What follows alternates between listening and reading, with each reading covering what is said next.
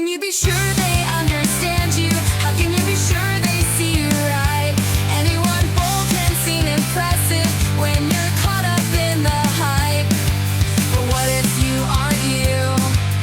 What if you're stereotype? You think nobody gets you. How can you be sure?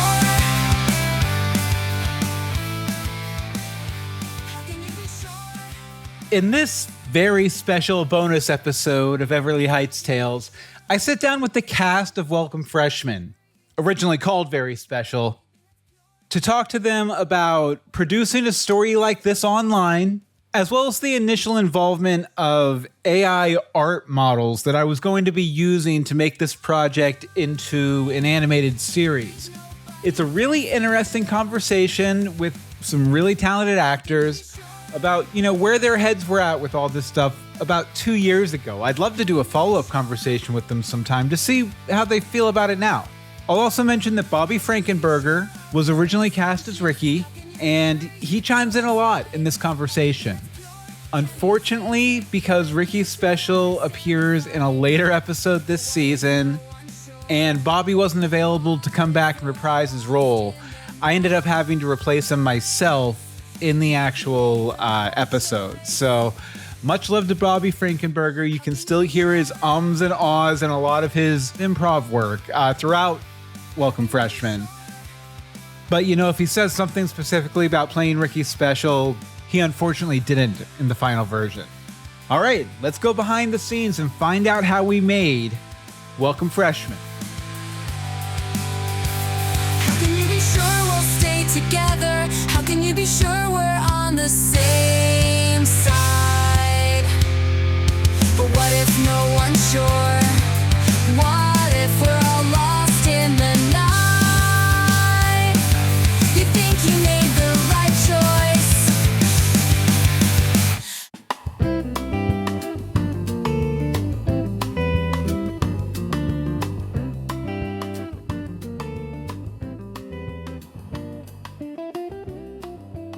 Hey guys, welcome to the after party. How are you guys doing today? Super. Fantastic. Great. I'm sick. I'm sick. Hey, I was in the hospital this morning getting breathing treatment. So yes. Oh shit. This is not a joke. No, it wasn't an EKG and chest X-rays. Apparently, I have fluffy lungs. Oh, it sounds so nice, though. That's not a medical term. Is that literally what they said to you? It sounds rather cute. That's what Dr. Cody came in and said. He said, "You know what? You're doing okay." Now, my wife and I, we were on a cruise in the Mediterranean, and we came back with a gift that just kept right on giving.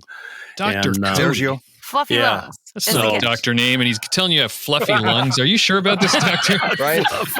Fluffy lungs, yes. Sounds like a med student from Florida State. I mean, that's the first thing that I thought of was that Arizona comic Fluffy. I love that guy, But what's great is that because we're doing this all remote like this over the internet, it's you were able to still... We can all be contagious. Yeah. Yes. Not going to catch your clouds. Yeah. Exactly. I've already caught the fluffy. It's just not in my lungs. I just got diagnosed by a case of fluffy lung, and it's not like popcorn lung. It's not quite as fun as popcorn lung, but it's in the same ballpark. I stepped on the scale at my doctor's office, and he told me I was getting too fluffy. I'm sorry, sir. Your lungs are fat. I'm sorry. It's not funny. Are you okay? It's like, no, you are not a beast. You are obese. That's the meow meow. Nice. Okay, guys. Well, I want to thank you for coming to the after party here. This is a project I've been working on for just about 3 years now. It's very personal to me. Like, there's a lot of this one is the silliest of them all. There's a lot of really personal shit in this one. So, naturally, I care a lot about it. And I'm so glad I was able to find such a talented group of people, accommodating people, people who are willing to work with me, get things figured out, to put it all together. So I just want to start everything off by saying, here's to you guys. You guys are awesome, and you're all my friends now, and I love it.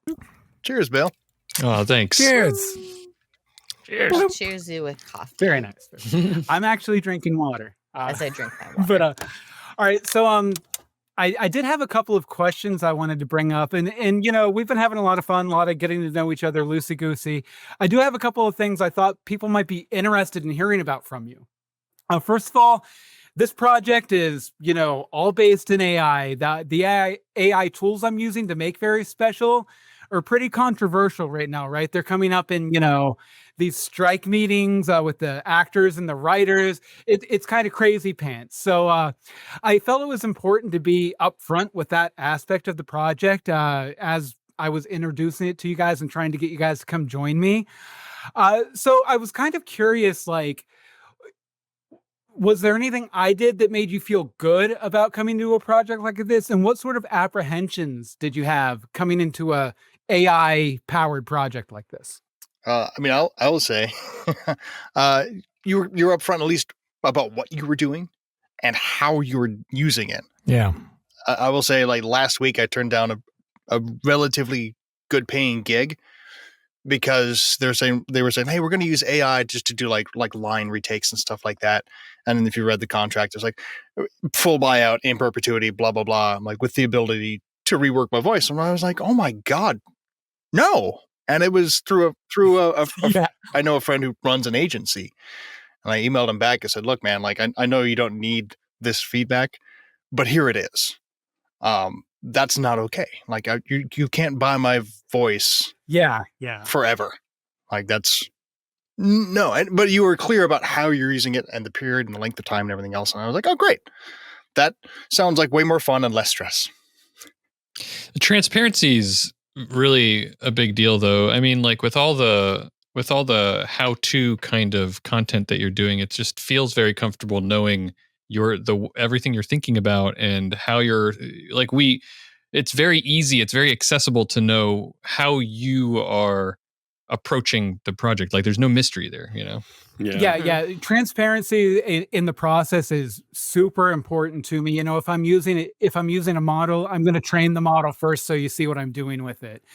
And I just think, you know, these tools are so new and so many people are afraid of them. Like my daughter and my son, who are both artists. And so they're like super like anti-AI stuff, and they're really pissed at me that I'm doing this. So I'm like, you know, considering I'm operating in this space, I need to make sure that I'm completely transparent with everything I'm doing, because that's the only way I'm going to show people these tools as I see them, which is sort of an augmentation for creativity instead of a replacement for it. Yeah, I know that after we decided to reboot my VO career, after being on hiatus for about 25 years, one of my first gigs was an AI gig, and this was 2 years ago. And I really didn't know the impact of it until my sister-in-law said, "Hey, Howard, that's your voice on the commercial." Oh, wow. Oh, shit, that is. And I didn't get paid a dime for it. Wow, yeah. I mean, it's tough enough climbing the Hollywood ladder as it is, without somebody grabbing you and duplicating your likeness and putting it out. Yeah, and to be clear, you know, like everything that the actors and the writers are fighting for in terms of AI, like I'm in complete support of. Like, I don't think anyone should be able to, not that they would because it's ugly, but take my face and use it for 40 years, like in perpetuity. Yeah. Have it doing all sorts of things that I would find morally reprehensible and I would turn down. Well, I'm curious, Bill, you said your kids are anti-AI. Do you think that having two people who are so close to you that are vocal about against the types of things that you're doing, do you think that keeps you grounded, keeps you thinking and on your toes and making sure that you're like doing the right thing? 100%. Like, if nothing else, they're constantly bringing these arguments to me against what I'm doing. So, you know, I have to justify what I'm doing to where I feel good about it and they feel good about my answer, or I'm not going to do it. It is nice. Like, I did put out a couple of weeks ago, I put out a video that's called AI Art is Art, where I kind of make my case for all this tech and how I see it as a tool and everything. And that video was kind of, designed after all these conversations I've had with my kids, where I've constantly had to defend, myself and my company and what I'm trying to build here, so. Well, I'm curious, like, would you have actually been able to do this project without all these tools? Like, I mean, I'm like, we talked about this briefly, but I'm trying to do something similar on a very much smaller scale. And I suck at illustration. I suck at character design. And I've used Midjourney to create characters that I'm now, ripping apart in Illustrator and then rebuilding to, make digital puppets. But it's something that I wasn't able to do on my own. And I also wasn't able to, unfortunately, afford to be able to pay somebody to do it. Yeah. So like these tools gave me the stepping stone to actually make this thing that I've been thinking about for like 9 years and bring it into reality. So like, I'm assuming that's got to be part of the case with this for you too, right? I did a sketch comedy podcast a few years ago called The Fakest. And originally that was going to be an animated series, but because I had a full-time gig at the time at Hearst Television, I didn't have the bandwidth to like build all the assets and learn the animation software and do all this. Like there was a lot holding me back in terms of a time commitment that I can make. And that's one of the things that I think the AI is kind of opened up for me. Because I want to spend a lot of time designing how Michael's special looks, how Zara's special looks, how the special house looks. For extras 1, 2, and 3 in the background, I want to type in, funny skateboard kid and move on. Make sure it's in the same style as the rest of the show and move on. And, the AI, especially because I'm building my own models with it, it's allowing me it's going to have my artistic sensibility, but it also allows me to, generate things that are production ready, within an hour, or just iterate on ideas and figure out what I want. Like, you guys probably saw in the Discord a few weeks ago, I was like varying more ideas for what Noslu should look like and stuff. I'm constantly kind of playing around with it.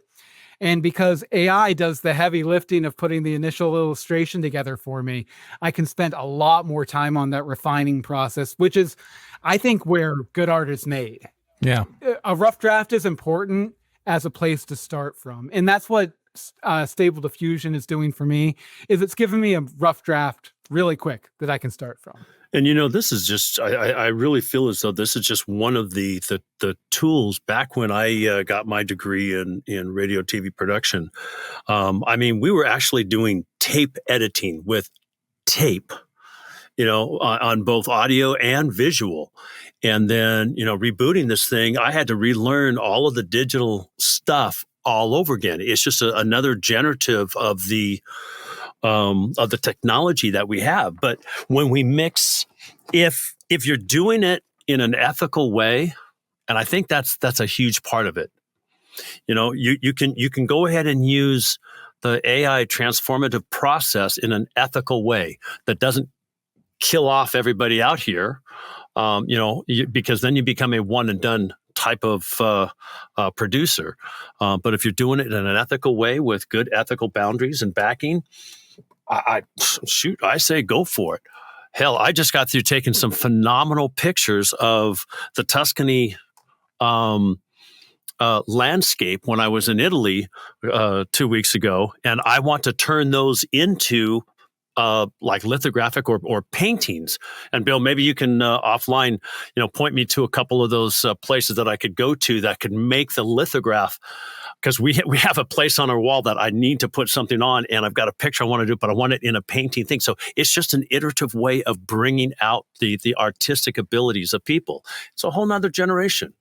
Well, and there's no new way to create the wheel, right?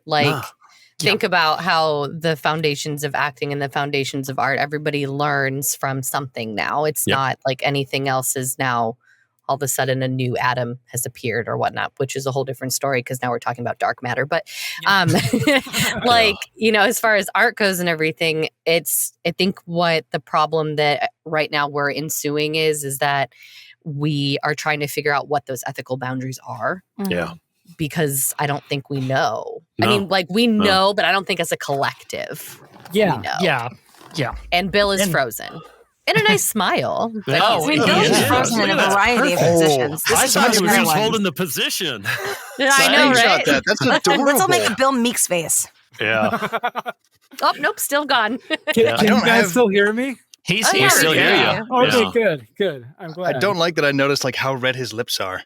I'm taking us off the AI train because I know we spent a lot of time on this. I want to pop a question out there since Bill Meeks isn't in the room to kind of guide us. What are ways that you have found that allow you to connect to your character or characters if you play multiple? The backstory.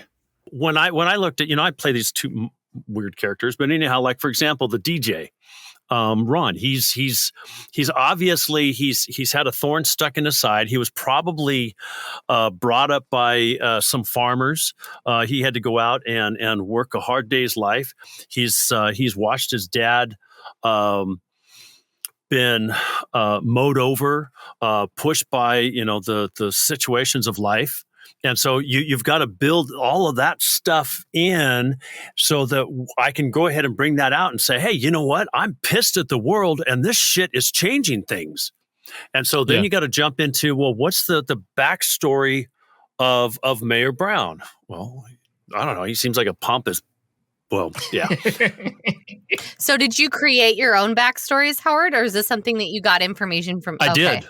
Yeah, I completely created them. I wrote them down and just put them down and did that.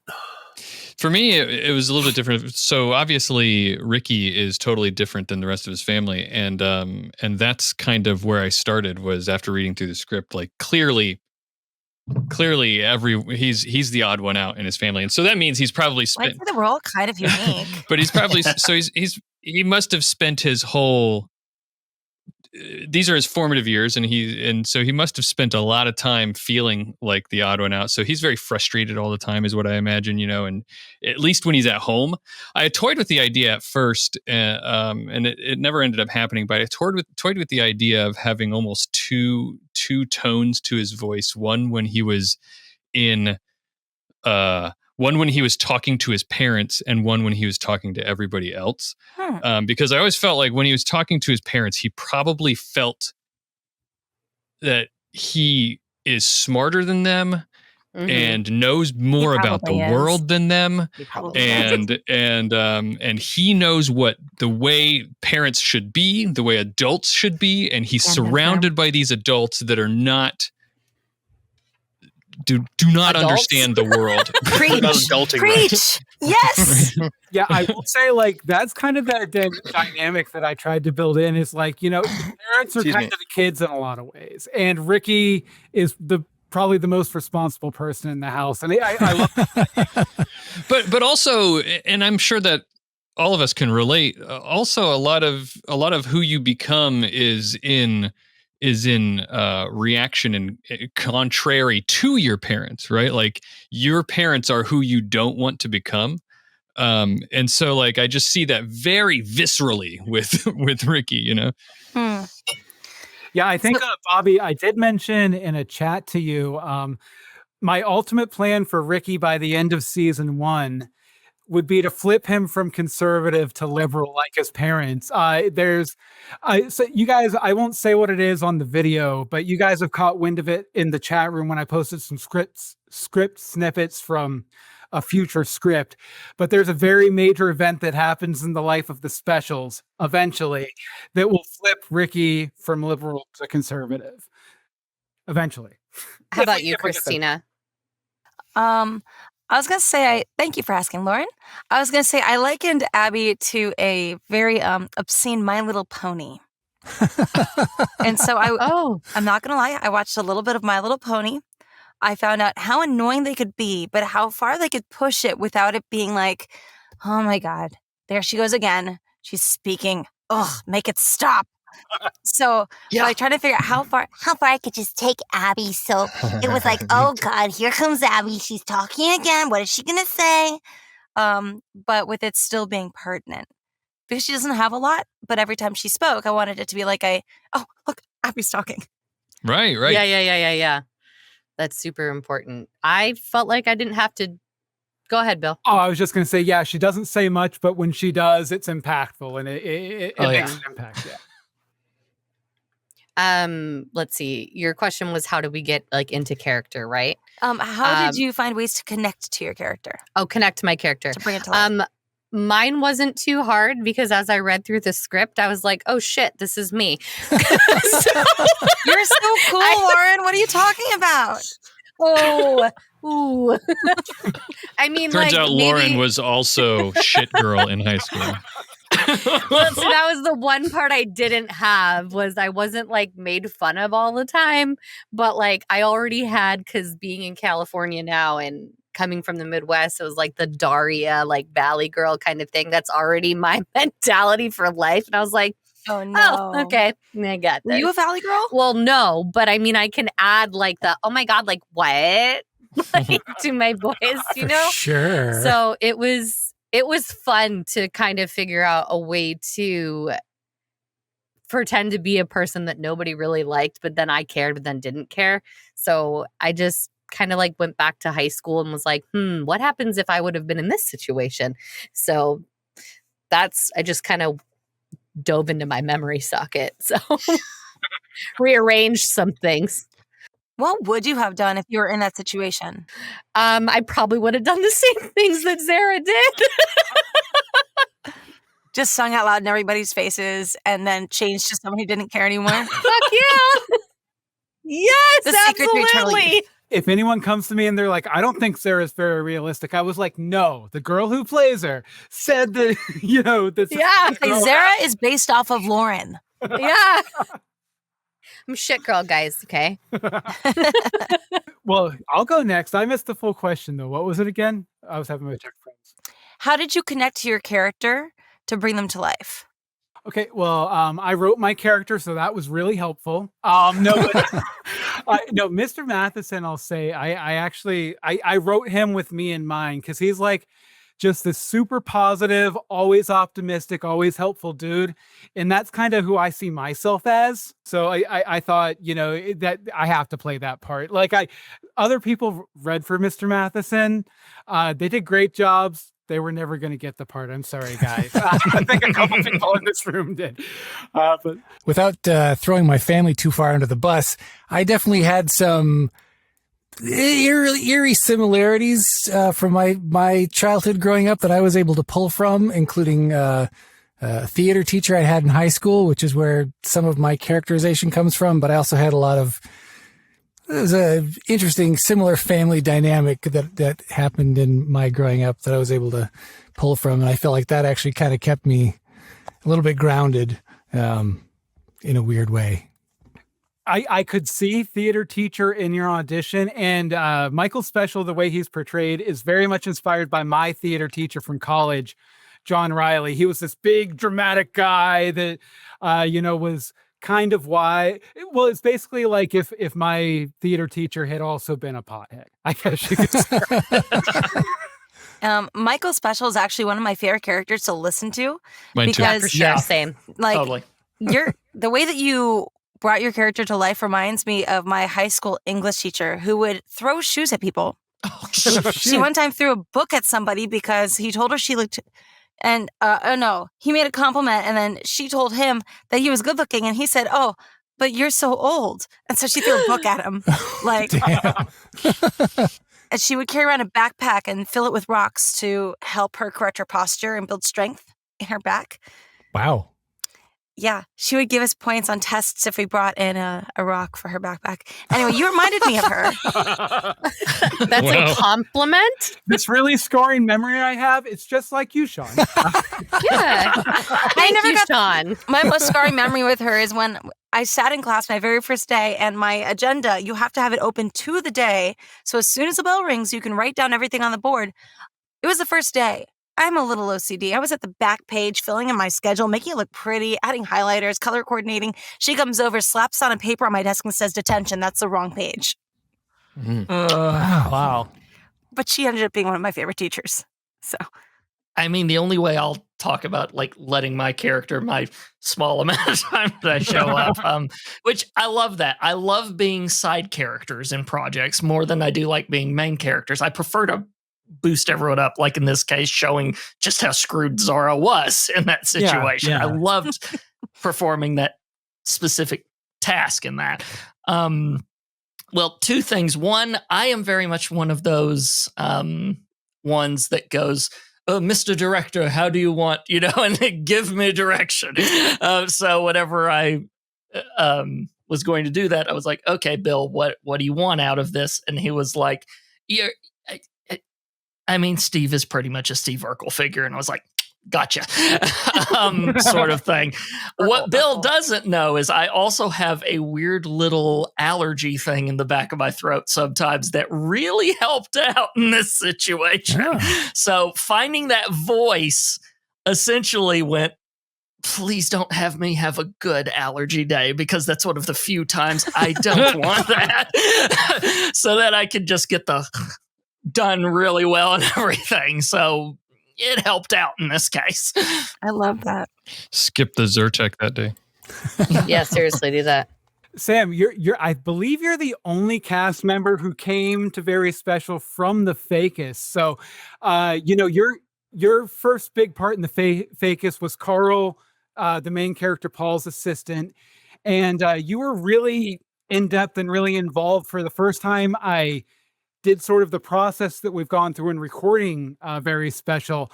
How did the process hit you now? And did I improve anything? Does this feel easier than the Facus did, or? It does feel easier. We've definitely got more of a flow going now and stuff like that. And I just love, because there were some other parts I had in the Facus too before we had this formula down. So it's just recording your lines into the microphone. You're not bouncing off of anyone. Although I had a friend read lines back to me. That's how I managed to pull that one off. But then we finally get into a room of acting with people, and I was a theater kid in high school. Same. Everyone who was a theater kid, hold up your hand.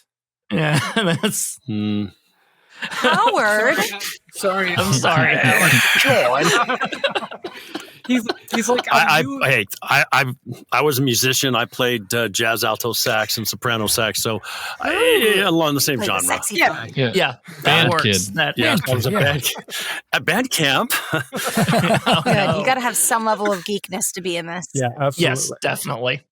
But from all that and everything, the thing of being able to bounce off of everyone and do all of that stuff, it just kicked things up to the next level. And getting to have that again with this, getting to listen to everyone do their parts and sit here giddy while I'm just like, I've only got a tiny part in this, and I get the honor of sitting here and listening to everyone else freaking nail it. I love it to pieces.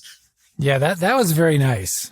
And Bill, it makes it so much easier doing it this way too. I've been casted on several animation or podcasts where I play a couple different characters. One of the toughest one was play a character called Forge in an X-Men podcast, and I'd never heard what my counter characters sounded like, didn't know what they looked like or anything else. And I'm supposed to be having this intimate relationship happening with this woman. And she turns out to be this South African, very British, very beautiful young woman, in the end. And I had to do like 3 or 4 takes just to find something that they liked. And when it came down to it, it was the most monotone voice that they chose to use. And this is a big man, huge. I mean, monster arms, the way that he's drawn out, and it's just a very subtle, it's just almost sub-monotone level of talking, kind of like a Tony Stark type of character. So this really works because you can hear the voice inflections, and that's your cue, and what's going on afterwards. So yeah. No, I agree. I think it's really important if you have the opportunity to be able to work with your cast like this with reading a script, because it's so difficult. Like you said, when you just get your own lines or something and you're like, what was my moment before? Like you're just literally giving me lines. Yep. Yeah. And I think like it's super helpful too, from my perspective, because, well, I mean, obviously I'm a brilliant writer. Everything I've ever written is 100% perfect. Of course. But sometimes actors have good ideas too. And meeting all together like this, it gives us a really great chance to explore the stuff I've already written and this kind of segues us to a new topic. It gives me a chance to have you guys contribute to the story too, in terms of the little improv scenes that we would do after every scene to kind of like maybe fit in between a couple of lines in the scene. So I'll open it up to you guys. Did you guys like that process? Like, I think every session we did, at least one of those improvs is probably going to make it into the final product. So you all did a great job. But what was that process like for you? Did you have an improv background? Were you nervous about it? And I'll let you guys talk now. So I have a really strong improv background. I was in a couple of teams in China, started a team as well. Wow. And I'm a huge fan of long form and the Arnando. Mhm. And that was so much fun, just being able to slip into the character, reenact, and I found myself interrupting a lot more than I normally do. But that was a really fun part of the process. It helped to get into the mindset of the character. And then afterwards, when we jump into the recording session, it's like, where was my mindset during the improv? Let me put myself back into that moment to become that character once again. And then it allowed for more character embodiment. So big fan of the improv. You mentioned the Armando, I think, the long form format. Trivia, very special, is a herald. If you know the long form herald improv format, Yeah. very special is a herald. Like the big scene in the kitchen at the beginning. Oh my gosh. It's the first group game, and then the last group game is at the end at the dance. So that kind of That makes so much sense. yeah. So I love that. No experience with improv. Very little. So I'm with there. very with little you, here, Laurin. too. it's good. Run the other direction. You'll never escape it. Not in your entire life. So yeah. But doing run for a it ride. with Kristyna, like when we had to do it like that, it was just so energetic and like magnetism. Like I was just like, oh, this is so much fun. Oh man, I that would say scene when sorry, carry on. no, it's okay. You can go ahead. Okay. With me, I've never formally done improv, always wanted to, but never formally done it. Again, I'm the amateur in the room with all these professionals. But I do bits with my podcast co-host and everything. That's why I've got the professional equipment and stuff. Yeah, that and tabletop games. I guess those count. So yeah. Yes. Absolutely. I will say there's a lot of crossover between podcasting and improv. So much so plug. I wrote a book called Fan Podcasting, The Complete Guide, about how to put together your own fan podcast. And there's a huge section in there about how like yes-anding is like intrinsic to yes. podcasting. Yes, and yes. Yeah. And you know, the importance of improv in podcasting, really. So so is who said tabletop? Sam, was that you? Yeah. So Yes. the convergence of all the parts of my life.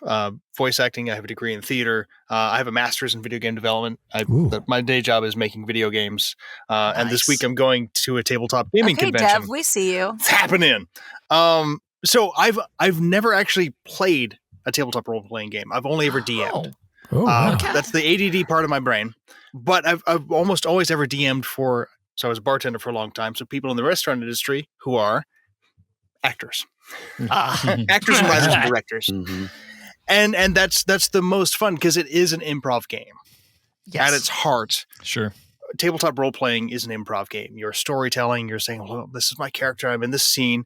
And as soon as you say, if you don't yes and, if you're just in the scene, you go, "No, that's not what happens." Well, then You kill it. all 12 of us are out of a story, man. Yep. Sorry, I mean, didn't swear. that's what I said every time I died to Ganondorf, and it worked. I died like 5 times before I actually got to the final battle. I'm not spoiling anything. By the way, the Zelda mention, you just got a bonus on your page. No, I'm kidding. But I did officially beat the game. Wait, Nice, you finished? very You nice. finished it I already? finished. Yeah. Oh, I'm man. still working on it. I can't not side quest. So It's Yeah, I called know. getting strep throat. Oh, well, that there you helps. go. Yeah. Yeah, that Mm. helps I have to a share lot. it with my kids. Yeah, see, my wife and I both trade off playing, and she's further along than I am. So It helps living alone with no attachments. I haven't finished Breath of the Wild, so congratulations. Thank you. Cried. my kids have all beat it. I have not, unfortunately, because I don't know what it was the last couple months since it came out, but my free time just kind of all went away. I don't know what happened. What, were you like creating a TV show or something? Jeez. It doesn't seem like it would take that much time, though, with another Oh my job. gosh, it's not even that big of a project. It's only like a pilot. That being said, after a couple videos released this week, it's probably going to be like 4 days of Hyrule, and that's all my life is going to be. So enjoy that. I might tweet out some pics. I do agree with what Kristyna was saying before, that that it was a really interesting. I liked how you structured it as well. It wasn't just like do something crazy. You said no.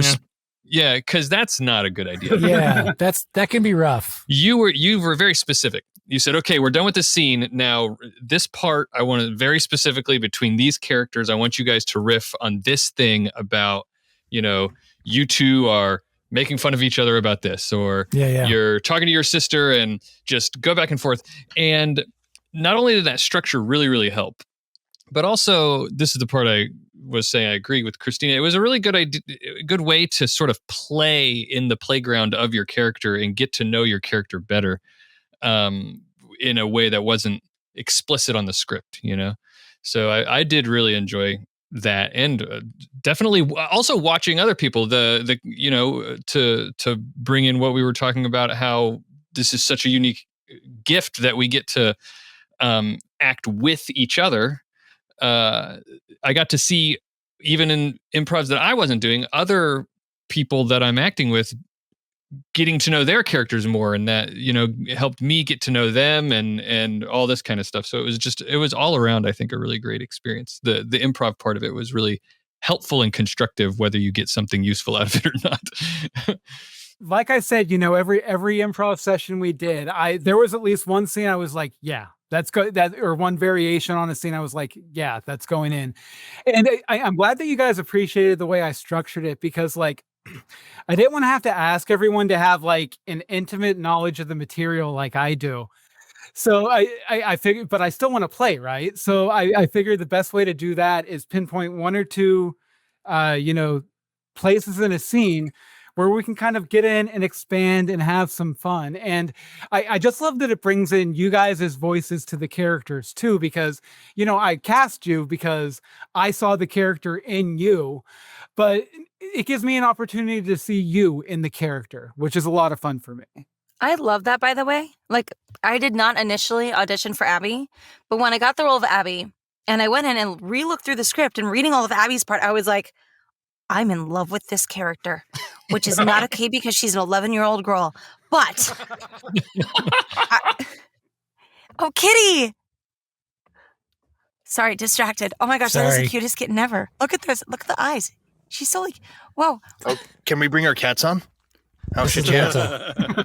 Mine's just sleeping on the chair behind me. Mine are locked in the outside room. Like, I'm in my closet and I can't breathe. And you could see the shine coming into my skin now because I'm like sweating all down my back and everything. This is like my little hot box. Yes, who's my sweetie bear? I want my kitties.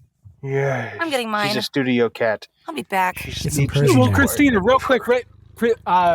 She already left. I was going to say you were in the middle of a thought. Wrap up your thought real quick, and then we'll get. I forget my thought.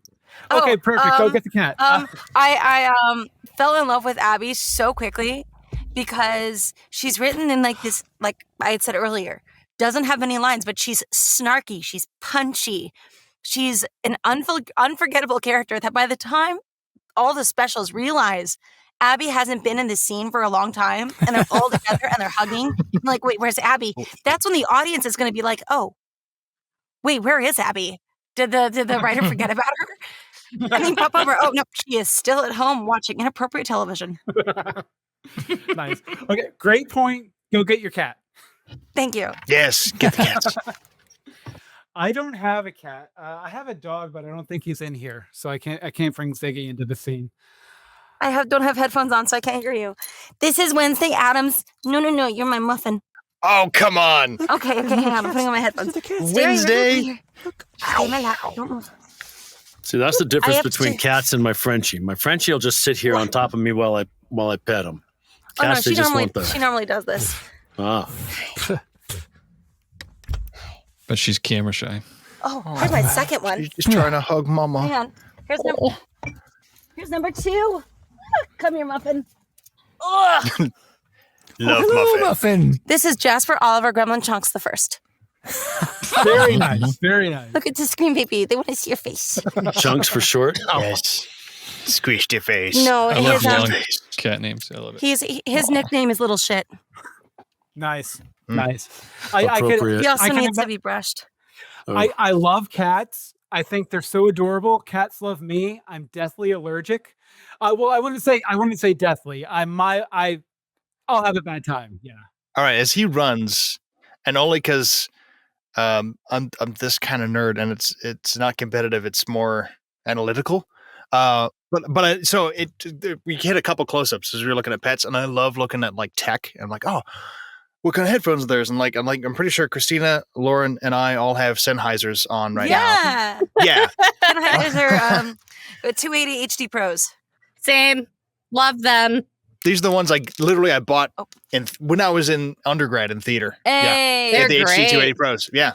Everyone but it's like that. I'm like, I have my other headphones. So how about mic collection? Do you guys have a microphone collection build up? Fuck Yes, yeah, I do. I do. So I how many only have mics 2. do you guys have by now? I have 2. 17, and I'm a 3, puppy. 4, 5, 3. I have. I don't know. It depends on what you count. 11. I guess I have 3. Okay, XLR I have microphones. 15. XLR. Wow. God dang. XLR. I have. I think 5. But if you count like lav mics and other USB mics and stuff, I might have like 10 or 12. I don't count Wow. USB mics. Yeah. So I have like 3 XLR labs and then like another 5 that are some weird like TRRS. Yeah. I've got fishing reels. Did you say you have fishing reels? It'll Like, can you I imagine do. if someone's like, I'm going to go fishing for a voice actor, they put a microphone on the end of it? So many of them. Fine. Well, Oh, it depends. fine. You look at it and you go, no. right. I mean, I would be easily caught with like the new Rode NT1, like the brand new one that just came out. Yeah. That looks so pretty, and I've heard the best things. Mm-hmm. Same. I just got I think this is the NT1A, which is a slightly. That's the new NT1A, right? I bought it like 5 months ago. So if it was out by then, I don't know if it's the new one or not. That was the Rode was my first mic, and then I switched over to the Neumann TLM 107.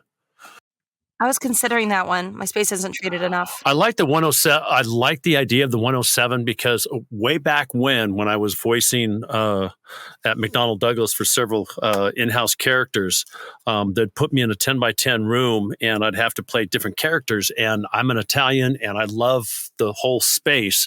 And I like this mic because I'm hoping that as I progress, I'll be able to stand up and get into it, and I can go ahead and do a complete 360 degree and just bounce up and around and have a lot of fun. Nice. I have my vent for my what do they call that thing? AC is up here in the corner, and I've tried as I can to turn around and get the back, have that bleed into the mic. I can't get it to bleed, so I get air conditioning up here. You can stop talking now. Sorry. Hey, look, Kristyna. I just came back from the Mediterranean. I was drenched. This shirt was You black. can stop talking now, Howard. You're not helping your case. I don't need a shovel for this one, hey? No, you did it yourself. Yeah, that's the old question is how do you deal with back sweat? You don't. That's not my question. It ends up being called SWAS, so you're good. I tend to just, take that common advice and I lean into it. I just lean into the back sweat and let it like absorb into my spine. And I started wearing like workout clothes during my recording sessions, and I just call it my workout. I come out of the studio, I'm like, whew, man, I did like 3 hours in a row. Wow. Got a sauna in. I'm the same way. It can get pretty warm in here. Like any video that's on my channel, I look professional up top. Gym shorts on the bottom, like always. Oh, for sure. No, thanks for throwing the gym shorts in there. I had another vision go through real quick. But then again, hey, I'm sick. Did anyone else look down to be like, what am I wearing? I mentally looked down and went, Okay. I'm wearing nice pants. pants. I'm wearing like these breezy beach pants I got from my aunt.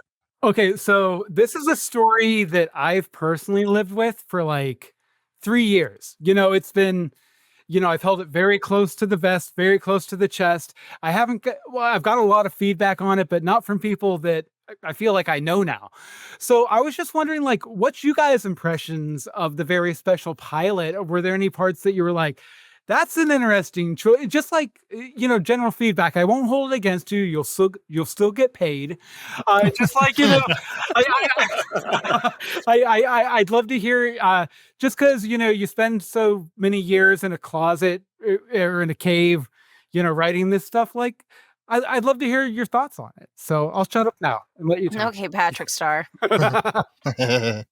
I mean, I think it's very funny. I really I remember when I actually sat down and started reading through it, I, laughed out loud a bunch of times.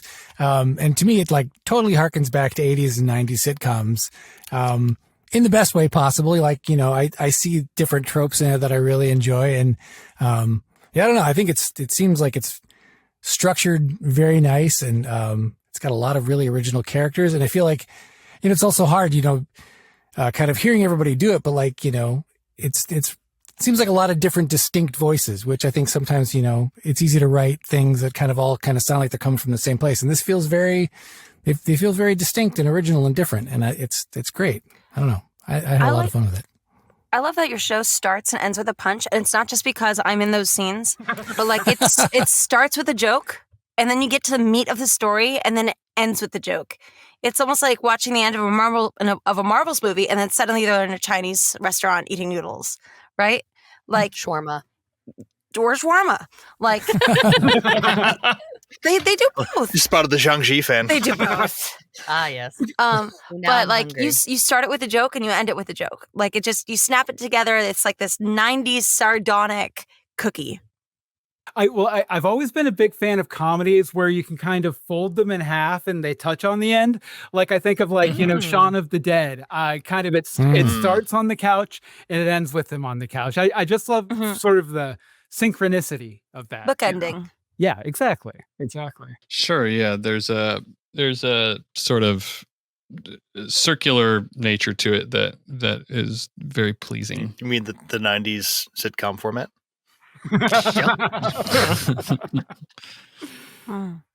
And he floats off. And I say that very nicely because it was very familiar. Oh, yeah, I mean, I was totally ripping all that off. Yeah, absolutely. Yeah, for sure. I mean, that was obvious. It's very clear that the goal is to rip on that, and but it's not. It doesn't feel like you're just making fun of it, So that's nice too. Like that's not the only thing you're doing. So that's nice. I'm not sure if I was the only one, but Sean was dancing, so then I felt I needed to dance. Who took corporeal mime in theater? No. No. But I did. No, but so reading it and then and working through it, the one thing in the back of my head was just wondering, is there going to be a Married with Children reference? Because that's just because it felt in that zone. Mm-hmm. Which I think was good because that was in my head. I'm like, oh, just bring in a shoe salesman, just real quick. There are so many, there's a Full House reference. There's obviously Family Ties, Family Matters. Steve the Geek was originally that's Steve Urkel kind of thing. But no, I did not get to Married with Children. Wait, but the thing is, Married with Children wasn't a straight sitcom. It was kind of a satire of a sitcom already. So it's kind of like hat on a hat kind of thing. Sure, yeah. Like a beret. Yeah, exactly. Yeah, and it really is a love letter to all that Laughed at your own joke too. there. I was trying so hard to hold a straight face. I'm sorry. I just love it when other people laugh at my jokes. It makes me really, really proud to be me. There are people who have made careers on that. Don't hurt yourself too much over it. But yeah, it's a love letter, Bill. It really is. You can tell that you loved this stuff. And also, while I was reading through it and stuff, also from that Fakest experience, I went, oh, this is a Bill script. You know how there's that experience And I mean that in a good way. Like there's that experience where you go, oh, a director has this kind of fingerprint or a writer has this kind of fingerprint. This really is what this script is. Because I've worked with you on a comedy before, and now I'm working with you on another comedy, and it has that fingerprint to it. So I'll definitely say out of all of the Everly Heights scripts, this one is definitely the most fakest like. It's also it's the silliest by far too. Every story in this universe has a bit of a wry sense of humor to it, but the rest of them are far darker. They're dramatic comedies, where this one is just like, let's throw off the brakes and have a lot of fun and make a teenager drink bleach and just laugh about it. Thanks for that. No problem. No joke. That is actually, especially after hearing it during the table read, that's my favorite scene. The bleach scene. Oh, really? There's something. Yeah, I know that might sound weird, but there's something like maybe it's just because the comedy in that scene is just a type of comedy that I really love, which is just this is a serious situation that nobody involved except for Zara, nobody involved seems to understand what's going on really. But everybody's taking it so seriously. I don't know. I really like the bizarre comedy of that scene. It's really fun. Well, I'm glad that I was able to help bring his writing to life. That warms my heart, and not the bleach going down my throat. So, Yeah, I still haven't gotten to see you do that scene.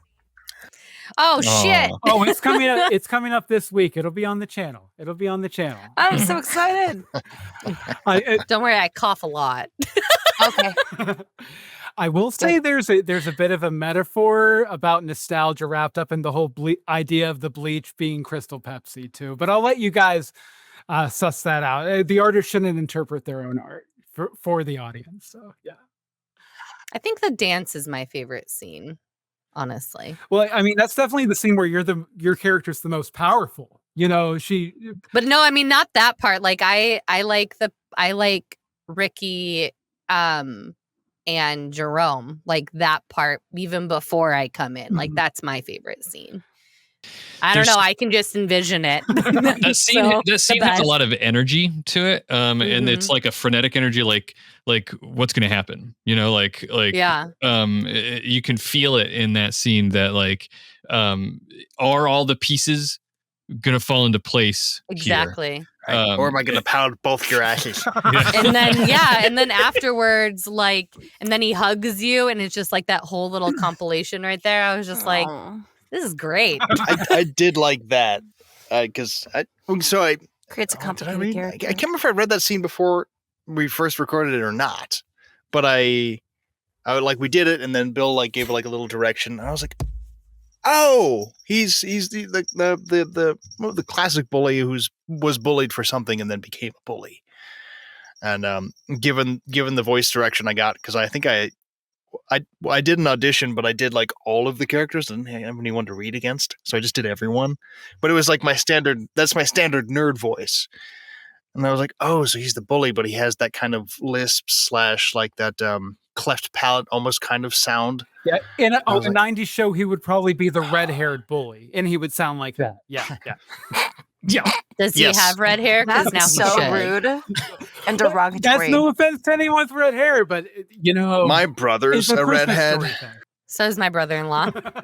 Actually, when this came in, red hair. So I'm like, oh, that's why I burned in the sun. Daywalker. I have the same problem. I like that you bring up that scene, because that's actually that scene at the dance with Ricky and Jerome is probably one of the scenes that changed the most from the first draft, because at first it was Jerome coming in and was like, oh, okay, well, I'll get you next time special. And I think it was the third or fourth draft. I was like, no, it's so much funnier if he's like, this was the only problem Jerome had with Ricky, and instantly everything's perfect and they're all buddy again. And it's just, especially since it's his first appearance, it completely flips the expectation, right? I can't talk. But Yeah, I like that about it. Like this was just he had a legitimate problem, and you solved the problem. Okay, we're good now. It was a good grounding. It's very much the bouncer attitude. I was gonna say, like, the difference between girl fights and boy fights. Girls, we are vicious, wicked creatures. Like, we will hold a grudge for years and we won't tell you we have a grudge. Oh, I still have one going. Ever. Until you die. And then we'll tell everybody about the grudge we held at your funeral when we're speaking. Oh, I won't even do that. Like, I don't know. I've been places. But like, women, like, we will hold grudges, we'll get into cat fights, we'll try to end friendships with other people because we're like, I need her to feel as bad as I feel, so I'm going to make sure that everybody knows how bad she is, but I won't let her know that I'm the one telling everybody, right? Or you just steal all our friends. Or that. I mean, whatever. But when guys fight, I've always imagined it's like I'm angry, I'm going to go, we're going to have some words, slap, slap, okay, wow, you're in pain, I'm in pain, we both feel each other's pain, let's be friends because we know each other's pain now. Is that really how guy fights work? Absolutely. Yes, go in the backyard, especially brothers. You go in the backyard, you beat the crap out of each other. It's like, okay, it depends on the existing relationship. I know. Like, I've been beaten up and left in the street, and that's one kind of fight. Yeah, but you didn't have a relationship with the person. I'm talking about, like, when you have an established friendship. If there's a fight between two girls, that friendship is basically done. It's become, now you are like mortal nemesis. You're dead to me. But with boys, you just pow pow, and then you're back to being best friends because your friendship is more important. And you just needed the other person to feel the ouch. Yeah, you got the angries out. Yeah. It's like I've never personally seen that in my life, but yeah, that aspect that I've seen in other people's lives is exactly what I'm tapping into. Like me, I'm more like, you slighted me once, so you're dead to me kind of thing. But it takes a lot to get there. But guys are definitely, in general, a lot more forgiving about this stuff. You can punch your friend in the face and have a beer the next day kind of thing. I've seen that happen a million times. Yeah. And you reflect that in the script, like with Jerome, and then with the sparkles, it's like, wait, now she's being mean to us. Now we're the victims. This is horrible, and we need to get revenge because we feel slighted. Yeah. Speaking of flipping the script on things, you were talking about that, Bill. That reminds me of my favorite series of lines, and my favorite delivery of all of what we were doing is Shawn Michael specials, his wrap up at the end. Oh, I love that whole thing, and I love the way that you, Shawn, performed that. It was so perfect. It was like such a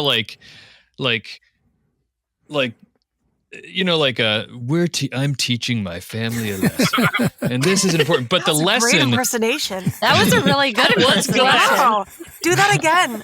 I'm teaching it. Don't steal my part. Maybe we can all stand to care less. Don't steal my likeness. But Bobby, the original AI. But the lesson itself was such a flip of the script, right? Like it wasn't like we should all care for each other and stand to, it was maybe we could all just stand to care less about things, because then we wouldn't be such jerks to each other.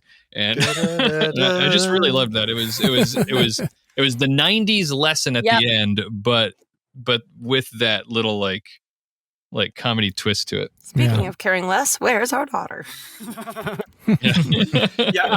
Seriously. But I'm glad that came across, because that was completely the intention. Like the strings come up, Bob Saget starts talking to the daughters, but in everything he's saying, he's completely committed to. But as an intelligent viewer, you're like, no, that's kind of the wrong lesson, dude. Yeah. That's kind of the idea. So I'm glad that came across. Okay, actually, that's a good point. For our last thing here, we're going to do a Meisner exercise. No, I'm kidding. Oh my gosh, please, I love Meisner. This one day, it got so intense. It was the professor and his student, and they had dug into their anger. Basically, for anyone who doesn't know Meisner, it's basically I'm going to say something about you, and then you're going to say something about me, and you're going to basically call each other out on how you feel. And we start with pointing out clothes, and then pointing out facial features, and then pointing out feelings and then emotions. And it gets really intense. And this one day, you could dig into any emotion. They dug into anger. And I remember this guy getting in my teacher's face, screaming bloody murder, right at him. And all of us were sitting there did he steal his girl? What's going on? And he storms out of the classroom, screams, and he leaves, slams the door, and the teacher charges after him. We're like, okay, we need to go rescue some kids. Like, this is going to get bad. Like, Meisner's fun. Yeah. Yeah. It's heavy, man. Sounds like it. I don't know if you've ever held a knife to someone's throat, but that's like where my scene ended. Yeah. Not with a real yeah. knife, obviously. No, yeah, because I was a wilderness guide, and at the time that I was also in college studying theater, and they're like, So you "Oh, you have a knife? Use that." And I'm like, "Fucking okay." No. Yeah. Oh my There's God. also the day Now that that gentleman's Sean a got state arrested. senator. When I did the scene, we dug into romance. And I'm like, Kristyna, why weren't you like getting all over him and like kissing? I was like, because I have limits. I am Meisnering. I was hoping you were going to say standards, but yeah. Standards, limits. No standards, but definite limits. I never ran into Meisner until the past few years when I got back into improv in a big way. We kind of like glanced over it in college, but my college theater program was all like Stanislavski all the time. You know, It's beat out your script. second gen. Yeah. So, but improv, a lot of improv theaters use Meisner exercises, warm-ups, and they'll address certain parts of the practice, to help you improve your improv. So, that's all I have to say. I didn't have a way to wrap that up, so I'm just going to stop now. Good story, You go bro. away. Good story, bro. Here's the basket. Nailed it.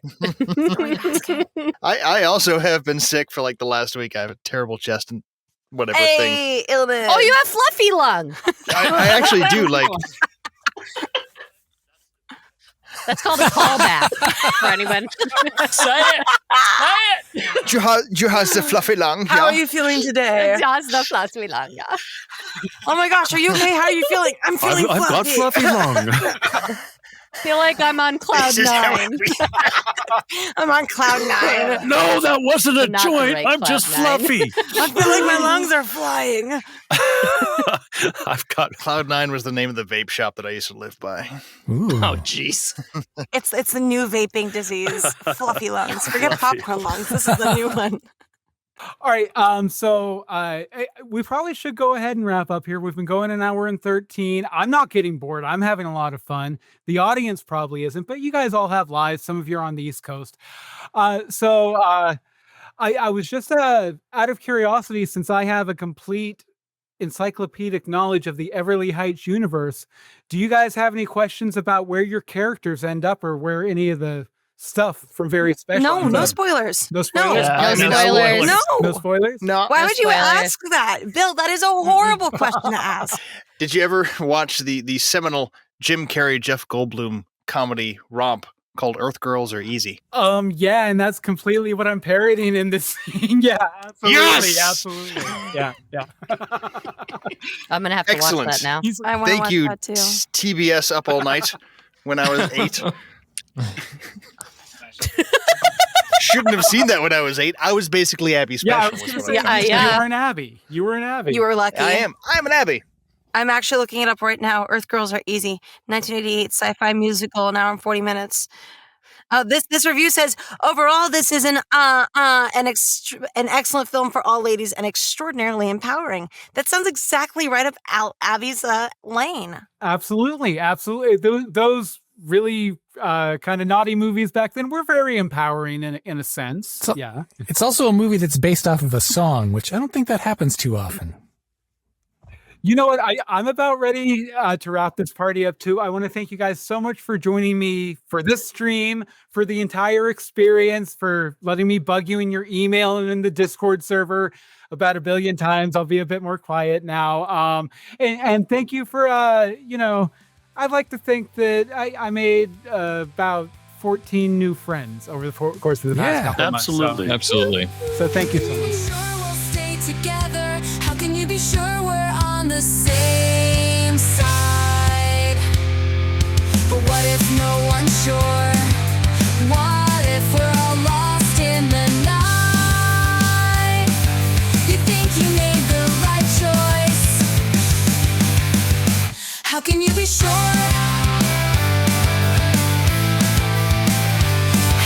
sure